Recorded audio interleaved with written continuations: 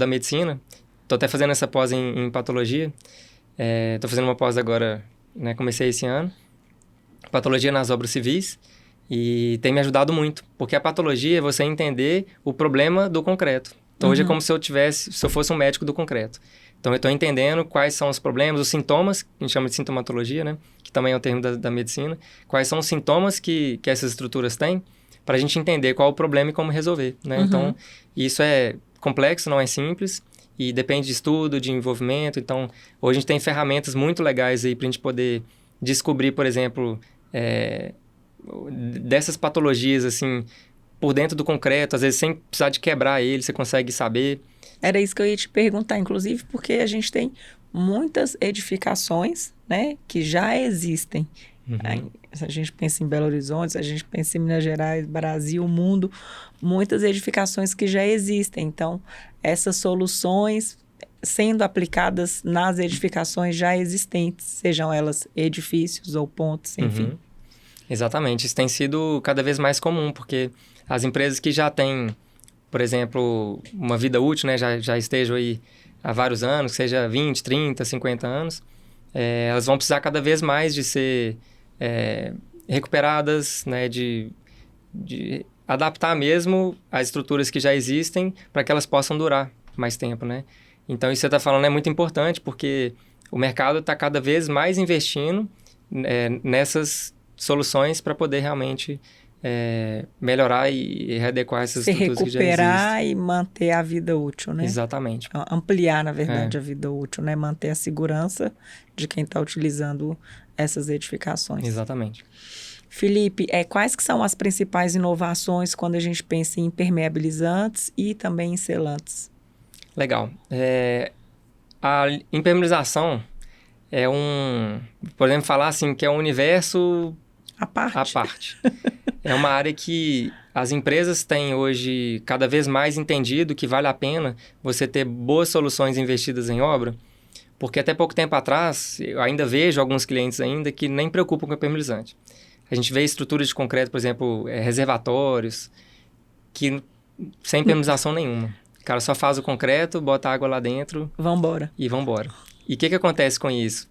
Problemas de vazamento, muito, de baixa durabilidade das estruturas, que igual eu falei, assim, um dos grandes vilões da história é a umidade e o gás carbônico. Se eles entrarem dentro dessa estrutura de concreto, esse aço vai ser degradado de forma muito rápida, né? Que a gente chama de processo de carbonatação. Então, o mercado está, assim, muito acelerado para desenvolver novas tecnologias de impermeabilização, então a gente tem uma gama muito grande de soluções dentro dessas duas linhas principais, né? Eu resumi, que vem as membranas, as mantas, os aditivos redutores de permeabilidade, que são esses cristalizantes que eu falei no início, né? Que é um material bem interessante, com custo baixo, porque você vai incorporar ele dentro do concreto. Tá. Então, imagina você fazer um concreto... Que ele por si só já impermeabilizou. Exatamente. Ele em si só já é impermeável. Lógico que tem que, às vezes, tratar uns probleminhas, que todo concreto tem suas falhas e seus problemas, né? Fissura, a gente chama de junta fria, né? Quando você para um concreto e avança com ele ali depois, existe uma linha ali que às vezes não conecta muito bem, né? A gente chama de junta fria. Então, a gente tem soluções hoje, por exemplo, que você pode colar, chama perfil hidroexpansivo, né? Você cola um perfilzinho dentro do concreto, aí na parede do seu concreto, por exemplo, você cola ele no eixo da parede e ele vai ficar ali dentro, ninguém nem sabe o que está lá dentro. Mas quando a água percolar e ela passar por ali, esse perfil ele expande lá dentro do concreto, então ele vai bloquear. Então, assim, é uma quantidade muito grande. Aí a gente tem hoje acrílicos, né? Então, dentro da linha de mantas, né? De membrana, desculpa. O pessoal chama muito de manta líquida no mercado. Esse termo de manta líquida o pessoal tem usado muito, mas na verdade são membranas acrílicas, né? Que você faz igual eu falei, já vem o produto líquido, você vai moldar em loco e vai deixar ele pronto, né? E uma das... Passa como um verniz. Como se fosse um verniz. Como se fosse um verniz e ele seca. Exatamente. Alguns deles você passa com rolo, outros você pode passar com pincel ou brocha, outros você pode passar equipamento chama airless, né? Que é um equipamento que é de pulverização, você pode projetar como se fosse uma textura aplicada, né? De parede, né? Exatamente. E para mim, assim, uma solução que eu não conhecia antes de ter vindo para esse mercado de química para construção são as mantas de PVC. São soluções muito legais, porque a manta de PVC é um material que ele é não aderido. O PVC é um material muito durável, né? A gente fala de... Ele deve ter aí mais ou menos, né, 25 anos a 30 aí que ele foi criado. Chegou no Brasil há menos tempo, mas muita gente ainda não conhece, eu não conhecia. Então, uma solução eu considero como inovadora aqui para o Brasil, justamente porque muita gente não conhece ainda. E é uma solução muito rápida de ser feita. Você não precisa, porque quando você trabalha com materiais aderidos, que são essas membranas, né? Você tem que ter um tratamento muito bom do seu concreto. Então, tem que tratar as fissuras, os problemas dela. Se você não trata, o produto pode ter problema naquele ponto, né? Então, quando você vem com essa manta de PVC, por exemplo, você não precisa de fazer exatamente esse tratamento. Você não precisa ser tão cuidadoso nesse tratamento. Exatamente. Você tem que pensar só na durabilidade do seu concreto. Agora, para aderir, você não precisa. Então, são sistemas bem diferenciados. Ela vem assim. antes ou não? Ela vem substituindo? Substituindo. Ela vem substituindo as mantas asfálticas, essas membranas aí. É uma das possibilidades, na verdade, né? Então, a gente tem, por exemplo, 3 tipos principais de manta aí no mercado, que basicamente é manta para cobertura. Vamos supor, uma laje de cobertura de um prédio, de uma casa de alto padrão, enfim, de uma casa... uma estrutura que você tem que seja a parte mais superior, assim, de uma estrutura, né? Que tenha contato com o sol. Então, são materiais resistentes ao UV.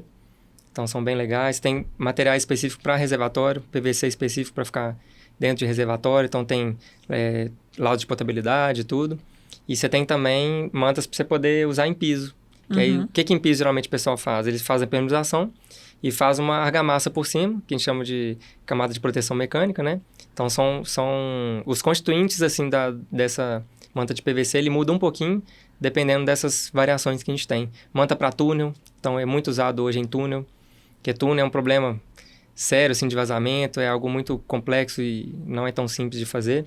Então, são soluções bem interessantes. Então, hoje no mercado, tem vindo soluções muito fáceis, rápidas. Eu acho que o mercado tem investido muito em velocidade de reação dos produtos para eles poderem secar mais rápido e você dar as próximas demãos com tempo mais curto. Conseguir agilizar o processo da construção, porque né? as obras, elas são muito aceleradas, né? A gente vê assim, a obra já começa e logo, depois de um pouco tempo, ela já está atrasada. Então, assim, os clientes vêm com essa demanda de precisa tudo para ontem, ou então... Como que eu faço para acelerar o meu processo? Exatamente. O cronograma é muito enxuto, muito apertado. Então, você ter produtos, por exemplo, que sequem em 1 hora, 2 horas, antigamente tinha que ficar esperando 6, 8 horas, isso ajuda muito, porque você faz, por exemplo, vou dar exemplo de uma edificação. Às vezes você tem, sei lá, 60, 100 banheiros num prédio e você precisa fazer rápido, né, para liberar. Imagina você faz isso aí, né, demora vários dias. Então, se fizer vários banheiros, por exemplo, em um dia só, isso... É uma redução de diversos custos. Exatamente. Então, às vezes, é o que eu falei, às vezes você investe um pouquinho mais num produto comparado com um sistema, às vezes, lançado, às vezes, mais antigo e tudo, né? E você investe numa solução mais nova e que você vai, às vezes, pagar um pouquinho mais, nem tanto, às vezes, e você tem um aumento muito grande. Então, no final das contas, sai mais barato. Da própria produtividade, né? Da produtividade. E como que os químicos para a construção estão contribuindo para essas construções mais sustentáveis? Acho que passa um pouco por essas novas soluções, muito pelo que você falou do concreto, né? A redução de emissão de gases, a redução da água. Exatamente. Passa muito pelo que a gente realmente já falou, né? Que eu acho que se a gente for ver assim, a quantidade de produto químico dentro dessas linhas que eu falei, né? Dentro de uma obra, isso representa muito dentro da obra. Então, quanto mais produtos sustentáveis você tem de químico para construção, mais você vai conseguir melhorar, né, essa questão de desempenho com relação à questão da sustentabilidade, né? Então, investir em produtos químicos que sejam sustentáveis são essenciais hoje para que você tenha uma obra sustentável. E aí a gente foca principalmente nesses produtos que vão colaborar para a redução tanto de água quanto do uso do cimento, por exemplo. Isso. Esse é um grande exemplo porque o volume de concreto que você tem numa obra, ele é muito representativo, né? Tanto financeiro, porque em obra a gente chama de curva ABC. Curva ABC são os produtos que mais representam no orçamento, por exemplo, né? São os principais produtos e o concreto ele está lá em cima. O aço também. né? Representa uma porcentagem muito grande da sua obra, né? Então, é importante que você invista mesmo, e no volume também, né? Que